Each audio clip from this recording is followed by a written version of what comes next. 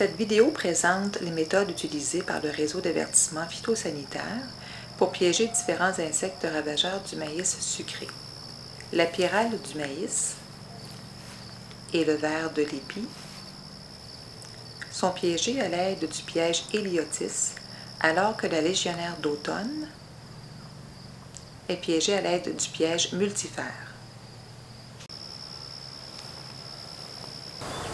Pour ce qui est du piégeage de la pyrale du maïs, il faut installer le piège en bordure d'un champ de maïs sucré comme on voit ici. Et l'idéal aussi, c'est d'être près d'un milieu humide comme ici. À côté, il y a un cours d'eau parce que la pyrale affectionne les endroits humides.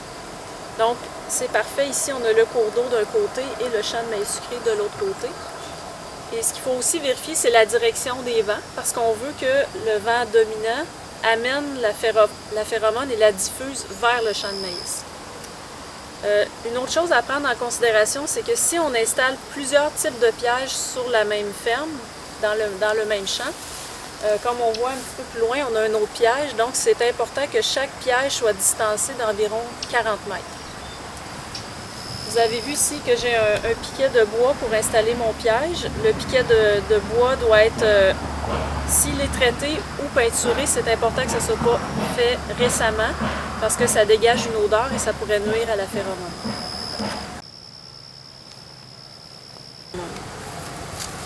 Notre piège vient en deux parties, donc la partie du haut et la partie du bas. La première chose qu'on va fixer sur le piquet, c'est la partie du bas.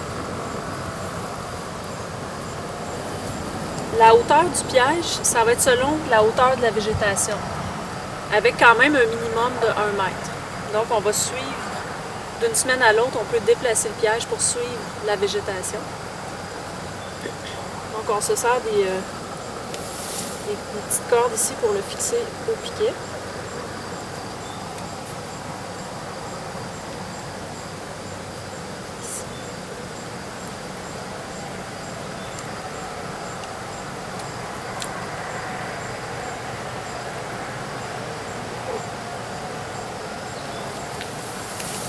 La partie du haut qui va recueillir les papillons, il y a comme un entonnoir qu'on va entrer à l'intérieur. Et on va se servir du velcro pour le coller sur la partie du bas.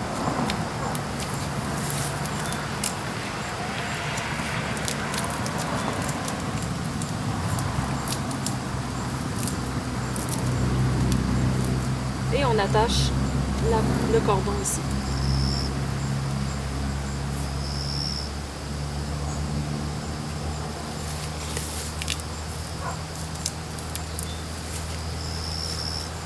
Maintenant, pour éviter que le piège ballotte au vent, on utilise un petit piquet de plastique pour fixer la corde qui est ici.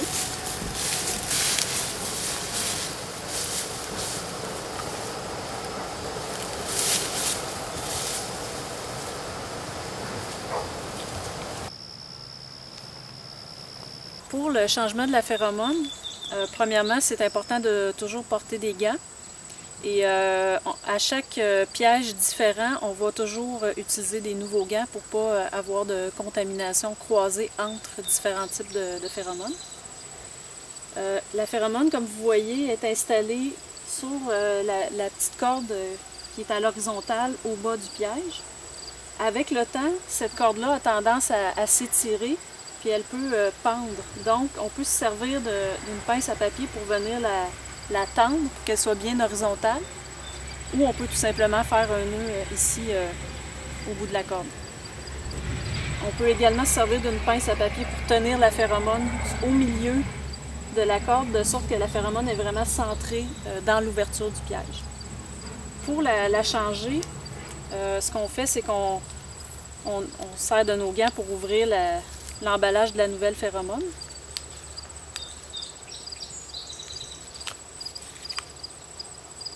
On peut simplement enlever la vieille phéromone et la mettre tout de suite dans l'emballage pour ne pas la perdre. C'est important de ne pas la laisser au sol parce que là, à ce moment-là, le piégeage serait moins efficace. On vient fixer à l'aide de la pince à papier la nouvelle phéromone. Donc on voit ici, c'est bien solide au centre. Et pour ne pas contaminer, il ne faut pas aller toucher aux autres parties du piège une fois qu'on a touché à la phéromone. Donc on dispose tout de suite de nos gants et de l'emballage en retournant nos gants.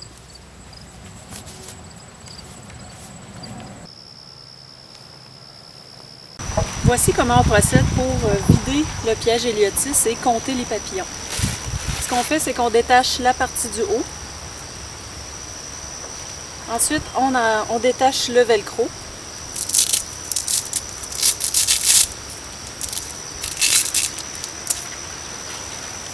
On sort la partie entonnoir tout en s'assurant que c'est bien fermé pour pas que les papillons sortent. On l'insère dans un sac de plastique.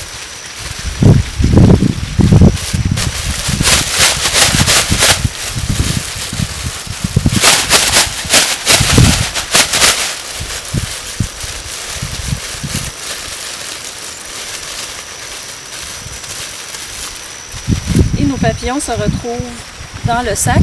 On peut même congeler le sac de plastique pour faciliter l'identification des papillons.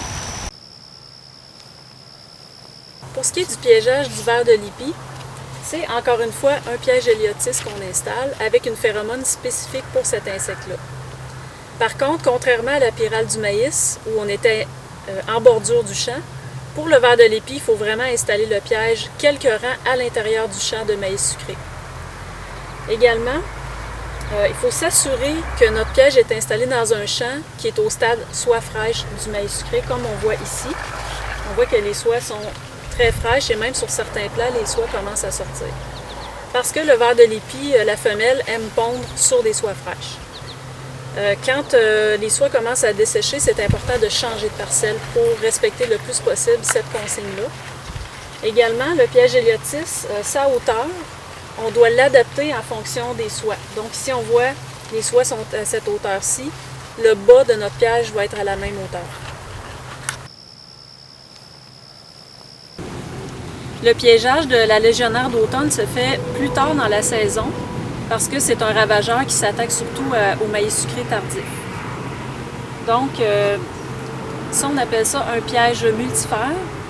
Nous, ce qu'on a fait, c'est qu'on a fixé un tuyau de PVC dans le bas du piège à l'aide d'un bouchon de plomberie pour faciliter le relevé du piège.